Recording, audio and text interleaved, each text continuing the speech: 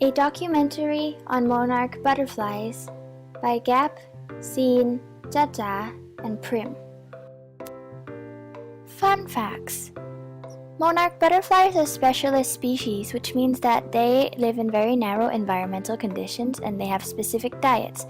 Their migration route is up to 3,200 kilometers away.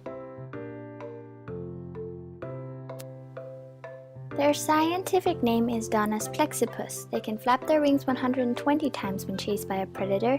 Over 29 degrees Celsius might harm its growth, and some predators will find monarch butterflies distasteful. It can even become toxic. Monarch butterfly life cycle begin with egg, caterpillar, chrysalis, and become an adult, which is ready to reproduce. During larva stage, they can eat only milkweed. Sometimes they are also called as milkweed butterfly. There is a benefit from milkweed, which makes caterpillars or larva body taste horrible, so that predators don't want to eat it. Then when it turns into adult, they start to eat liquid that is found in fruit, plants, and flower. They use straw tongue, or also be called proboscis, to suck up liquid. They like to eat liquid that is found in fruits such as banana, orange, and especially watermelon, which is a very juicy fruit. Apart from juice in fruit, they also eat nectar, which is a sweet sugary liquid produced in plants such as red clover, alfalfa, thistle, and white carrot, which are good sources for monarch butterfly. Fun fact, do you know that male monarch butterflies can absorb nutrients from soil? When male monarch butterflies place their bodies on wet dirt or gravel, they can take in the moisture and minerals from the earth. This process is called mud puddling.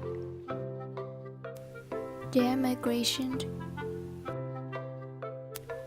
They migrate from southern Canada and United States to Mexico because of two reasons.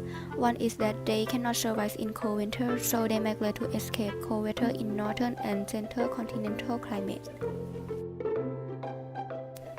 Another one reason, winter causes lack of food, so they must migrate to somewhere else that is warm enough, and they will back to north during spring because plants are plentiful.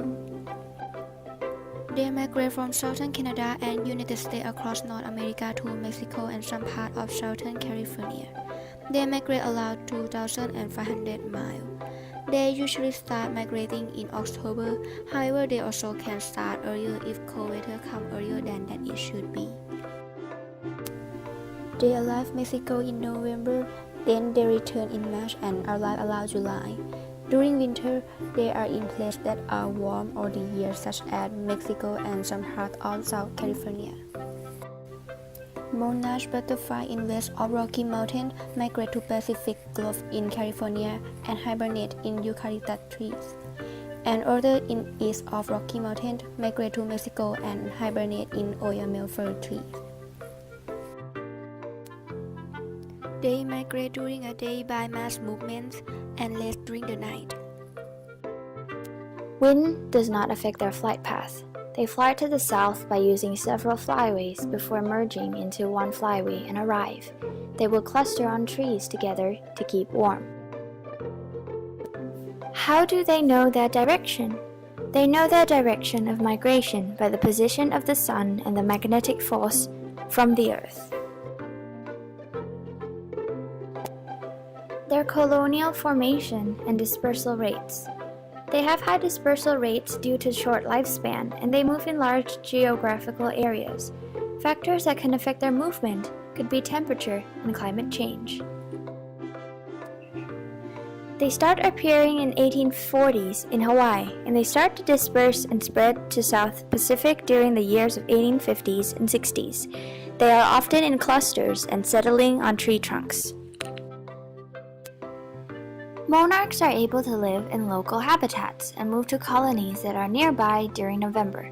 But before dispersal occurs, these monarchs would often reproduce and become reproductive, so their colonies would be arranged with mating pairs.